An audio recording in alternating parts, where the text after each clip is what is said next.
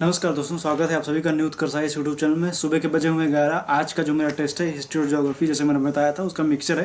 काफ़ी अच्छे प्रश्नों का संकलन है, इनको आप देखिए और आपको ऐसा लगेगा कि यहाँ प्रश्नों का संकलन काफ़ी अच्छा है। तो मैंने जैसे बताया था कि दो सब्जेक्ट को आपस में जोड़ के कंबाइंड में वीडियो बनाए जाएंगे, तो ये उसी श्रृंखला का एक वीडियो है। कल का मैं टॉपिक आपको बता दूं, आज का जैसे हिस्ट्री ज्योग्राफी है, कल का जो टॉपिक होगा इकोनॉमिक्स के साथ में पर्यावरण। इकोनॉमिक्स और पर्यावरण की संयुक्त कल का टेस्ट सुबह 11 बजे मिलेगा। आसान और कठिन शब्दों का मिक्सर रहेगा। आप लोग सुबह 11 बजे आ जाए कीजिए, नहीं तो बाद में भी आप देख सकते हैं। तो कल के वीडियो के लिए आप आराम से आप उसको जरूर देखिएगा। और आज भी आप आइए, उत्तर दीजिए। आप लोग काफ़ी अच्छा लगता है जब आप लोग उत्तर देते हैं। मैं देखता हूँ आप लोगों के उत्तर देने की संख्या बढ़ गई, लोग उत्तर भी देते हैं। सही बात भी, उत्तर देना भी चाहिए। आ रहा है नहीं आ रहा है गलत दीजिए, आप लोग उत्तर जरूर दिया कीजिए। और जैसा मैंने प्रश्न पढ़ता हूँ उसके ऑप्शन वगैरह नहीं पढ़ता हूँ, तो ये भी एक अच्छी पहल है। इसमें मैं देख रहा हूँ लोगों का अच्छा रिस्पॉन्स मिला है और लोग उत्तर देने के लिए और भी ज़्यादा बढ़ चढ़ के आगे आ रहे हैं। आप भी अगर जो इसमें पीछे ना रहे हैं, जितने लोग लाइव हैं, आपके जरूर इसके उत्तर जरूर दीजिए। अपना हमें कमेंट, अपना आप मुझे जो भी आपका एक्सपीरियंस वो भी मैं साझा हमारे साथ कर सकते हैं। तो आइए देखते हैं आज का जो टेस्ट है। क्वेश्चन नंबर 1 से शुरुआत करते हैं। क्वेश्चन नंबर 1 क्या है, आइए देखते हैं। अच्छे प्रश्नों का संकलन है। हिस्ट्री और ज्योग्राफी, हिस्ट्री तीनों हिस्ट्री है। ज्योग्राफी के अगर आप देखेंगे विश्व भूगोल और इंडियन मतलब भारतीय भूगोल दोनों को शामिल किया गया है। तो आइए देखते हैं। निम्न में किसने चंद्रगुप्त मौर्य को सेंड्रोकोटस कहा है? तो आइए क्वेश्चन नंबर 1 से शुरुआत करेंगे। आप लोग उत्तर दीजिए, ऑप्शन में पढ़ूंगा नहीं। कृपया क्वेश्चन में 5 सेकंड के आसपास मैं रुकूंगा, आप लोग इसके उत्तर तुरंत दे दीजिएगा। तो पहले का उत्तर जो है वो जस्टिन हो जाएगा, एक का ए सही है, जस्टिन। नेक्स्ट है, किस अभिलेख में अशोक ने स्वयं को बुद्ध शाक्य कहा है? ऑप्शन अगर हम दें मास्की अभिलेख और गुर्जर अभिलेख, दो अभिलेख आपके सामने, बताइए कौन सही कौन गलत है, या दोनों सही? आप कोड के आधार पर उत्तर दीजिए। तो इसका हम उत्तर देते हैं, जो दो का जो हो जाएगा वो बी ऑप्शन सही हो जाएगा। मास्की अभिलेख में ऐसा कहा गया है कि उसने स्वयं को बुद्ध शाक्य कहा है। क्वेश्चन नंबर 3 है, कर्ण वंश का अंतिम शासक कौन था? कर्ण वंश का अंतिम शासक आपको बताना है।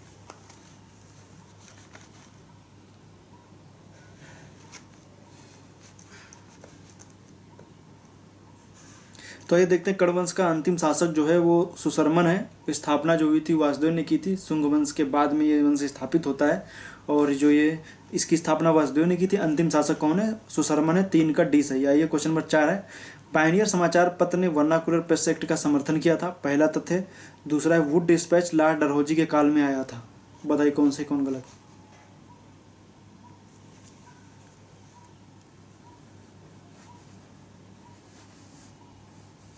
तो क्वेश्चन नंबर 4 का सी सही हो जाएगा। 1 और 2 दोनों सही हैं, मतलब कि पायनियर समाचार वर्नाकुलर प्रेस एक्ट का समर्थन किया था, सही है।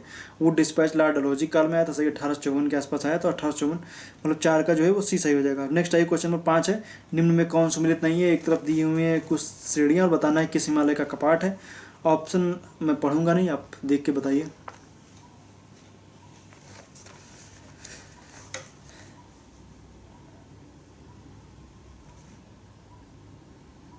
तो क्वेश्चन नंबर 5 का ये देखते हैं। क्वेश्चन नंबर 5 का जो है पीर पंजाल से हो जाएगा। पीर पंजाल ग्रेट हिमालय का ना होकर के लघु या मध्य हिमालय का हिस्सा है। बाकी धौलाधार मध्य हिमालय से। पटकोई पूर्वांचल। पूर्वांचल में बता दूं आपको क्या होता है। पूर्वांचल जो क्षेत्र जो आप देखेंगे, तो ये पूर्वांचल, ये बिहार और यूपी का ये पूर्वांचल वो की बात नहीं हो रही, पूर्वांचल हिमालय की बात हो रही। हिमालय का वो हिस्सा जो आप देखेंगे पूर्वोत्तर जो राज्य है, वहाँ पर जो आप देखेंगे तो नमचा बरवा के आसपास जो वहाँ के जो नीचे का पूरा क्षेत्र है, वहाँ के जो हिमालय, उसको पूर्वांचल हिमालय बोला जाता है। तो पटकोई पूर्वांचल और बम पटकोई, लुसाई, नागा, ये सब उसी के हैं। फिर नेक्स्ट है क्वेश्चन नंबर 6 की तरफ हम आएंगे। विश्व की सबसे लंबी नहर कौन सी है?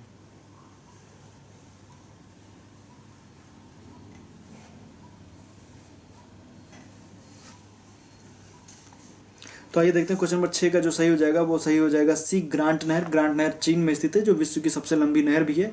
वर्ल्ड हेरिटेज साइट भी है, टूरिस्ट वगैरह भी देखने आते हैं इसको।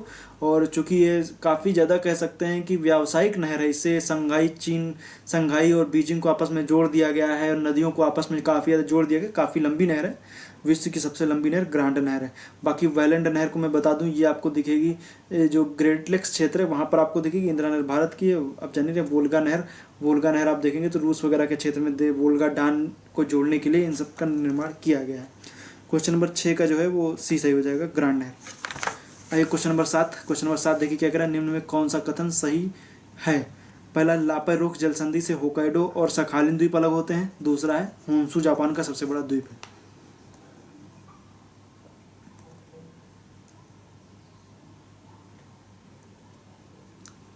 उत्तर दीजिए आप सभी लोग।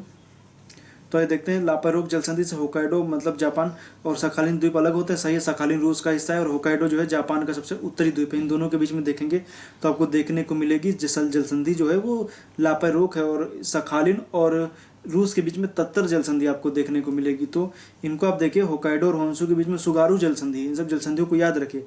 होन्शु जापान का सबसे बड़ा द्वीप है, सही है। होन्शु है, होकाइडो है, क्यूशु है, शिकागो, ये द्वीपों का छोटे से बड़े की तरफ क्रम है, जो सबसे बड़ा फिर सबसे छोटा। तो 7 का जो है वो सी सही हो जाएगा, 1 और 2 दोनों। नेक्स्ट है, निम्न में कौन सा कथन सही है? आपको ये भी फिर कूट के आधार बताना है। सतलज नदी का उद्गम भारत में नहीं होता है। दूसरा है, सिंधु जल समझौता 1960 में हुआ था।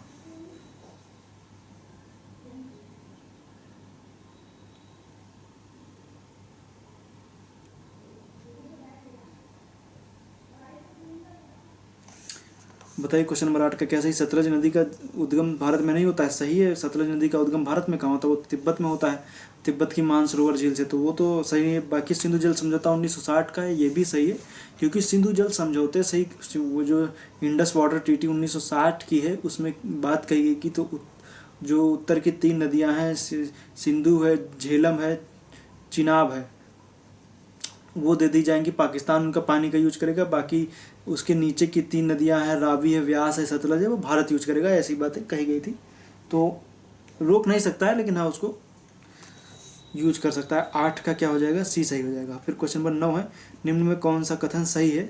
ये आपको बताना है कौन सा कथन सही है। पहला है, इसका तथ्यों के आधार पर, कूट के आधार पर उत्तर इसका दीजिएगा। पहला है, दिल्ली दरबार में ही बंगाल विभाजन को रद्द किया गया, मतलब 1911 में जो दिल्ली दरबार हुआ उसमें बंगाल विभाजन को रद्द कर दिया गया। दूसरा है, 1911 में ही भारत की राजधानी दिल्ली बन गई।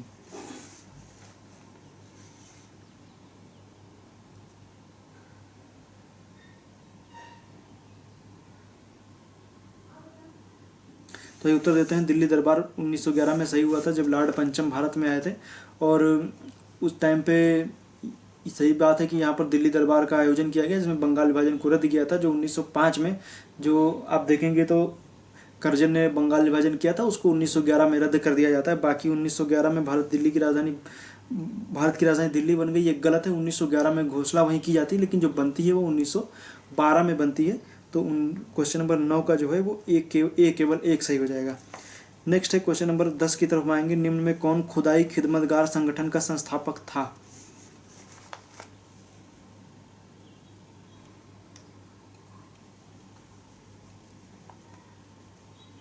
आप लोग बताइए इसका उत्तर क्या होगा? तो इसका उत्तर जो है सी सही हो जाएगा, खान अब्दुल गफ्फार खां, यही उत्तर, सीमांत गांधी इनको कहते हैं। क्वेश्चन नंबर 11 क्या है? स्वतंत्रता के बाद ही फ्रांस के अधीन कौन से भारतीय क्षेत्र थे? बताइए।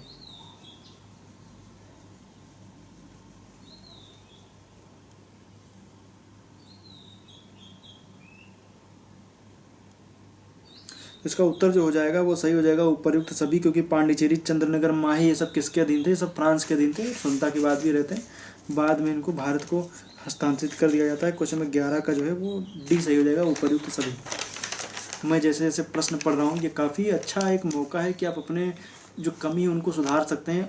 मैं आने वाले समय में प्रश्नों के लहजा में बदलने वाला हूँ। जो 1 लाइनर प्रश्न जो मैं डाल रहा हूँ, इनको बंद किया जाएगा।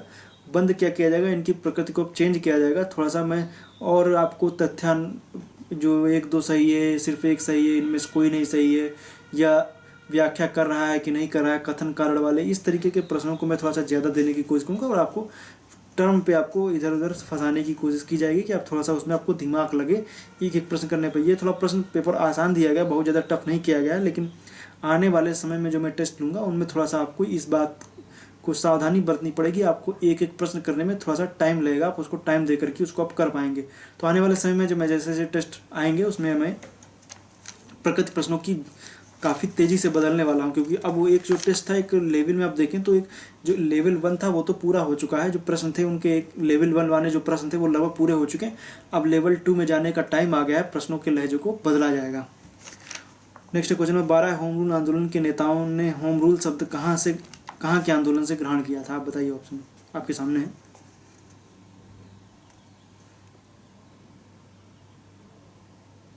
तो क्वेश्चन नंबर 12 का जो है वो सी सही हो जाएगा, आयरलैंड। जान रहे हैं कि आयरलैंड से ही ये लिया गया था, तो इसको आप ध्यान रखिएगा। आयरिश महिला भी थी एनी बेसेंट, तो याद रखिएगा। क्वेश्चन नंबर 13 है, यातायात की दृष्टि से विश्व का सबसे व्यस्ततम हवाई अड्डा कौन सा है?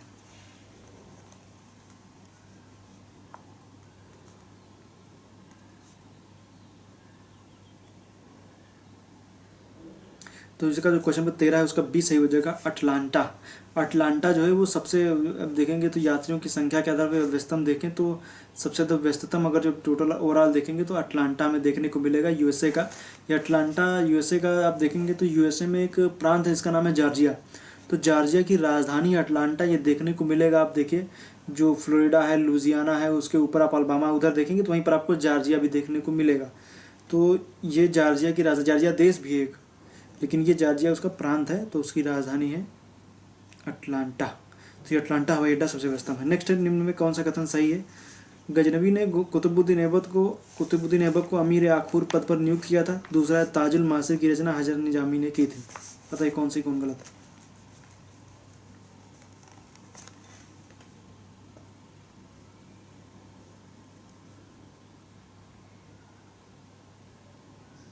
तो इसका उत्तर देते हैं। जो क्वेश्चन नंबर 14 है इसका उत्तर क्या सही हो जाएगा? गजनवी ने कुतुबुद्दीन ऐबक को अमीर आखुर के पद पर नियुक्त, गलत है। गजनवी पहले का है, ऐबक बाद का है, तो इसका उत्तर यहाँ पे क्या है? गोरी होना चाहिए। तो जो 14 का पहला तो गलत है, दूसरा ताजुल मासिर की रचना हजर निजामी ने की, सही है। ताजुल मासिर हजर निजामी कृत है, सही बात है। तो 14 का जो है वो सी सही हो जाएगा, केवल 2।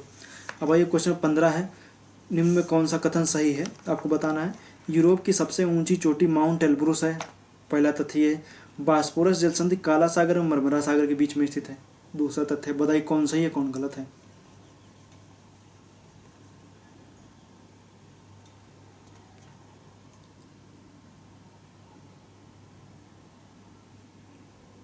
तो ये इसका उत्तर दें, यूरोप की सबसे ऊंची चोटी माउंट एल्ब्रुस है, बिल्कुल सही है।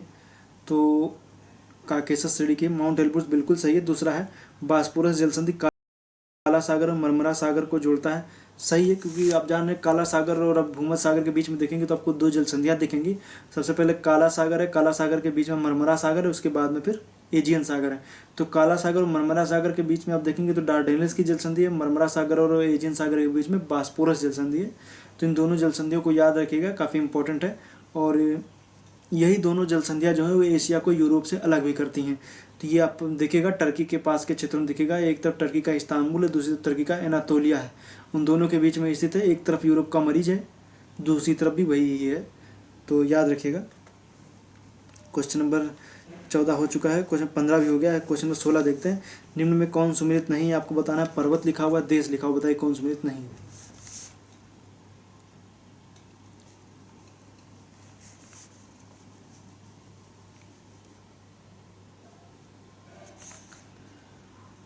तो बताइए आप सभी कौन सुमेलित है कौन नहीं है, बता दीजिए आप तो लोग तुरंत फटाफट। तो इसमें देखिए कैटाबेरियन जो लिखा हुआ जर्मनी ना होकर के कैटाबेरियम जो है वो आप जर्मनी में आप बिल्कुल भी नहीं है। कैटाबेरियन जो देखती है वो स्पेन में है। बाकी के जो एपेनाइन इटली, यूराल, रूस सही है, बाल्कन बुल्गारिया और भी देशों में, लेकिन जो तथ्यों के आधार बुल्गारिया में भी है। तो इसका जो क्वेश्चन नंबर 16 का जो है वो सी से कैटाबेरियम जर्मनी ना होकर के स्पेन होगा। आइए क्वेश्चन नंबर 16 हो गया है, क्वेश्चन नंबर 17 की तरफ हम आएंगे। क्वेश्चन नंबर 17 देखिए क्या कह रहा है, अच्छा प्रश्न है। इससे पहले जब मैंने टेस्ट बनाया था तो उसमें मैंने एक प्रश्न डाला था जो था न्यूजीलैंड के ऊपर, और आपसे मैंने बोला था कि न्यूजीलैंड को तैयार कर लीजिएगा। तो आपने तैयार किया है कि नहीं किया है? मैं सबके प्रश्न देखूंगा, सबके आपके उत्तर देखूंगा, कौन सही उत्तर देता है, कौन गलत देता है और कौन नहीं देता है। जो कंटिन्यू लोग कमेंट करते चले आ रहे हैं उनमें से कौन पहले देता है और जब कौन बाद में देता है, मेरे उत्तर बताने के बाद मैं सबके भी कमेंट देखूंगा। तो पहला है, माउंट रूपेहू उत्तरी न्यूजीलैंड में स्थित है, पहला तथ्य है। दूसरा, न्यूजीलैंड की राजधानी दक्षिणी न्यूजीलैंड के उत्तरी छोर पर स्थित है। बताइए कौन सही कौन गलत है? आप लोग उत्तर दीजिए, आपके पास 5 सेकंड है।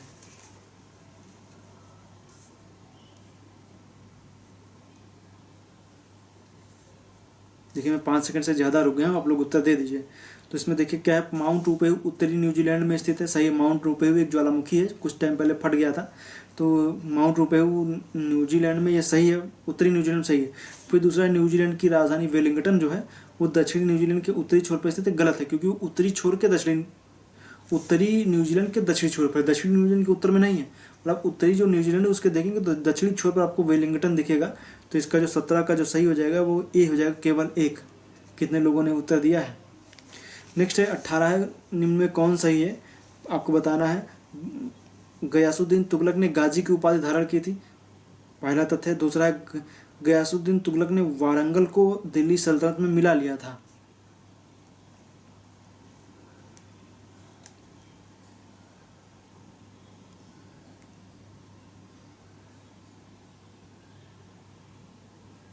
तो ये देखते हैं गयासुद्दीन तुगलक ने गाजी की उपाधि धारण की थी, सही है। दिल्ली सल्तनत का पहला सुल्तान था जिसने गाजी की उपाधि धारण की।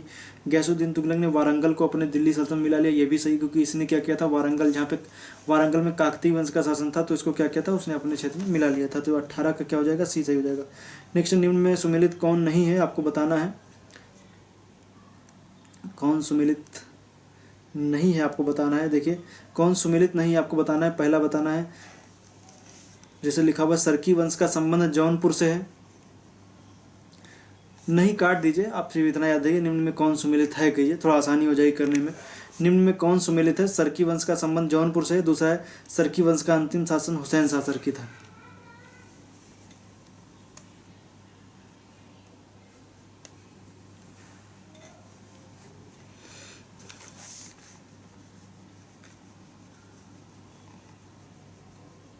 तो देखिए सरकी वंश का संबंध जौनपुर से सही है, आप जान रहे हैं सरकी वंश का जो संबंध था वो जौनपुर से था, वो सही है। और दूसरा सरकी वंश का अंतिम शासक हुसैन शाह सरकी था, ये भी सही है। सबसे पहला कौन था, मुबारक शाह सरकी था, उसके बाद में इब्राहिम था, फिर मोहम्मद था, फिर हुसैन शाह सरकी, सब आते हैं। मलिक सरवर ने स्थापना की थी। तो इसका अगर जो इस तरीके से ले कि कौन सुमेलित है, तो भाई 1 और 2 दोनों सुमेलित हैं। कौन सुमेलित नहीं है, तो इनमें से कोई नहीं, ऐसा नहीं है जो सुमेलित ना हो। तो 19 का आगे जो स्क्रीन पे आ रहा है उसके हिसाब से बी सही हो जाएगा, 1 और 2। अगर जो मान लें नहीं है तो इसका डी सही हो जाएगा। नेक्स्ट है 1398 में तैमूर ने आक्रमण के समय में दिल्ली सल्तनत का शासक कौन था आपको बताना है। तो इसका उत्तर आप लोग दीजिए।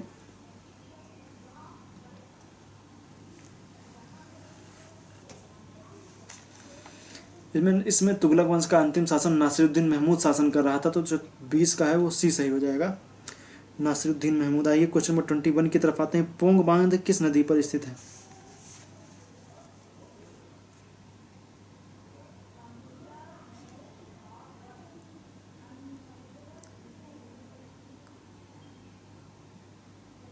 तो जान पोंग बांध किस नदी पर निर्मित है। तो पोंग बांध जो है वो व्यास नदी पर निर्मित है। तो 21 का जो है वो डी सही हो जाएगा, व्यास नदी।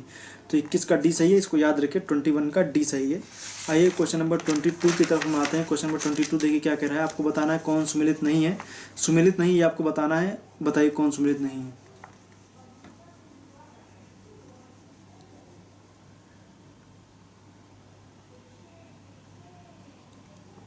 क्वेश्चन नंबर 22 में आ जाए कौन सुमेलित नहीं है। तो जिसमें देखिए लिखा हुआ मोठ की मस्जिद, तो मोठ की मस्जिद जो है वो अजमेर में ना होकर के दिल्ली में, बाकी सब सुमेलित हैं। खिड़की मस्जिद दिल्ली, जामा मस्जिद मांडू, चार मीनार हैदराबाद, मांडू एमपी में है। और मोठ की मस्जिद अजमेर में ना होकर के दिल्ली में है। फिर क्वेश्चन नंबर 23, फिर वही है कौन सुमेलित नहीं है, बताइए कौन सुमेलित नहीं है। एक तरफ 1857 के विद्रोह के क्षेत्र दिए हैं, दूसरी तरफ उनके नेतृत्वकर्ता दिए हैं, बताइए।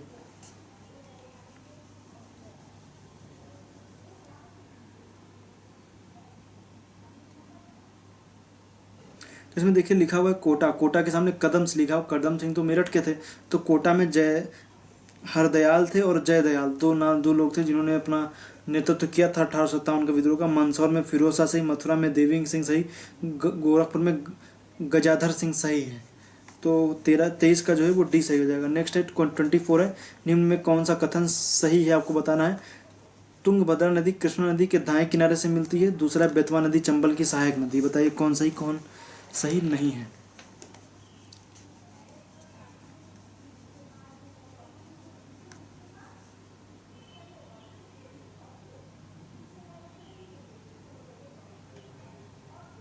तब जान रहे तुंगभद्रा नदी जो है वो नीचे से मिलती है, मतलब दक्षिण से उत्तर की ओर आती है, तो उसमें मिलती है। और उसके जो प्रवाह के अनुसार अगर जो हम देखेंगे तो उसके दाएं किनारे से मिलती है। तो प्रवाह के हिसाब से तुंगभद्रा नदी कृष्णा नदी दाएं किनारे से मिलती है, सही है। बेतवा नदी चंबल की सहायक नदी है, ये आप बताइए। बेतवा चंबल की नहीं है, बेतवा जो है यमुना की है सहायक नदी है। तो ये इसका जो क्वेश्चन नंबर 24 का जो हो जाएगा वो केवल एक, मतलब ए वाला सही है। 24 का ए सही है। फिर है, हम आ गए हैं अंतिम प्रश्न की ओर। आप भी उत्तर वगैरह आप लोग अपने काउंट किए होंगे, नहीं काउंट किए होंगे बाद में काउंट कर लीजिएगा। उत्तर में जो हम सबके कमेंट देखते हैं, ऐसा कोई नहीं है जिसके हम कमेंट ना देखते हैं। लगभग मैक्सिमम लोगों के हम कमेंट पढ़ते हैं और कोशिश करते हैं रिप्लाई देने की। आज नहीं दे पाएंगे तो कल दे देंगे। जो कमेंट में करते हैं, लाइव चैट में रिप्लाई सबको नहीं दिया जा सकता, क्योंकि लाइव चैट वीडियो खत्म होने के बाद वो बंद हो जाता है। उसमें कोई हस्तक्षेप नहीं कर सकते हैं। लेकिन अगर जो आप बाद में कमेंट किए हुए हैं तो हम सबके रिप्लाई देने की कोशिश करते हैं। तो आप अगर जो बाद में भी अगर जो आपने कोई रिप्लाई वगैरह दिया है, आपके टोटल कितने सही हैं, आपकी क्या स्ट्रेटजी है, तो हमें बाद में कमेंट करके भी हमें बता सकते हैं। लाइव चैट के बाद में भी आप कमेंट कर सकते हैं। जैसे ही लाइव चैट ख़त्म हो जाएगी उसके बाद आप जाइए, अगर जो आपने काउंट कर रखे हैं तो आप तुरंत पेज पे नोट करते हैं 1 सही, 2 सही, 3 सही, 4 सही, 5 सही। तो उस तरीके से आप तुरंत लाइव चैट में भी कमेंट कर सकते हैं। नहीं तो आप बाद में कमेंट करके हमें बता दीजिए, जो कमेंट सेक्शन में जाइए बता दीजिए कि कुल कितने सही है।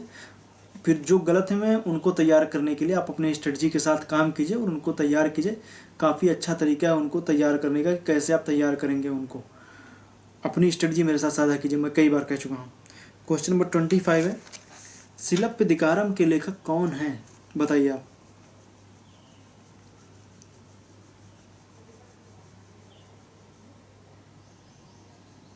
तो शिलप्पदिकारम के लेखक जो है इलांगो वादिकल हैं। इबांदो वादिकल जो है वो क्वेश्चन नंबर 25 का सी सही है। इलांगो वादिकल जो है वो सही है। जो ये कहानी है ये काफ़ी मतलब जो शिलप्पदिकारम में काफ़ी अच्छी कहानी है। इसमें कोवलन और कनग्गी की कहानी के बारे में बताया गया है। आप देखिएगा, मतलब पढ़िएगा इसको, बहुत ही अच्छी कहानी बताई गई है। इसको 25 में शिलप्पदिकारम, इसको आप पढ़िएगा, बहुत ही अच्छा है, इसको आप पढ़िएगा। बाकी आप आज का जो टेस्ट है आप मुझे बताइए कैसा था, प्रश्न का लहजा कैसा था, इनको आपने किस नज़रिए से आपने देखा और आज आपने इसमें क्या क्या सीखा, आपको क्या चीज़ें नहीं मिली। इन सब चीज़ों को मेरे साथ साझा कीजिए। लाइव चैट में नहीं संभव है तो आप नीचे बाद में कमेंट में भी कर दीजिए। हो सकता है आपको टाइमिंग लगे और वीडियो तब तक ख़त्म हो जाए। आप लाइव चैट में ना जा करके आप नीचे कमेंट बॉक्स में भी हमें आप कमेंट कर सकते हैं। वीडियो को लाइक जरूर किया कीजिए। मैं जानता हूँ जितने लाइव चैट में लोग रहते हैं तुरंत स्थिति में उतने भी लोग लाइक नहीं करते हैं। तो आप लोग जितने लोग लाइव रहते हैं कम से कम वो तो लाइक करें, बाद में देख रहे हैं तब भी लाइक करें। मम्मी पापा के जितने घर के लोग उन सबके फ़ोन से लाइक करा दिया कीजिए। वीडियो देखने के लिए पुनः एक बार बहुत बहुत धन्यवाद। आपका दिन शुभ रहे। लाइक कीजिएगा, दोस्तों के साथ शेयर भी कीजिएगा। अच्छा मैटर है, चूँकि दरअसल वीडियो के व्यूज़ वगैरह ना बढ़ने के पीछे कई कारण हैं। क्योंकि हम लोग किसी तरीके से तामझाम नहीं करते हैं, नॉर्मल में लिख देते हैं कि हाँ ये टेस्ट है। अभी मैं ये लिख दूँ कि हिस्ट्री के 25 सबसे टफ प्रश्न, तो देखने वाले लोगों की अभी तांता लग जाएगा। लोग देखने लगेंगे कौन से टफ 25 दे दिए। खोलोगे तो नॉर्मल के प्रश्न ऐसे वीडियो मिलेंगे आपको, जब देखोगे तो सब वही प्रश्न है जो कुछ स्पेशल नहीं है। व्यूज़ आप देखिए उनके बहुत ज़्यादा। तो मैं उस तरह का तामझाम नहीं करना चाहता। जिसको देखना है देखे, जिसको नहीं देखना नहीं देखे, आपकी मर्जी। जिसको अच्छा लगेगा देखेगा, जिसको नहीं अच्छा लगेगा नहीं देखेगा। मेरा काम है बताना, आप बाकी उस पर आपको निर्णय करना कि अच्छा है खराब है, वो आपका काम है। बाकी हम लोग जैसे मेहनत कर रहे हैं उसी तरीके से करते रहेंगे। लॉकडाउन ख़त्म होने के बाद वाइट बोर्ड पर आएंगे और जो भी चल रहा था मॉडर्न हिस्ट्री जहाँ पे रुकी हुई थी, मैंने मैसूर बताया था, उसके बाद मैं नहीं बता पाया। अवध वगैरह, बंगाल वगैरह में जो स्वतंत्र हुए राज्य थे उनको मैं बताना था, नवीन राज्यों को, तो लेकिन मैं नहीं बता पाया। लेकिन मैं जल्द इनको कोशिश करूँगा कि उनको बताया जाए। तो फिलहाल आज के इस वीडियो में इतना ही। उम्मीद करता हूँ वीडियो आपको अच्छा लगा। मित्रों के साथ अपने वीडियो को शेयर जरूर कीजिए। वीडियो देखने के लिए पुनः एक बार आपका बहुत बहुत धन्यवाद। आपका दिन शुभ रहे।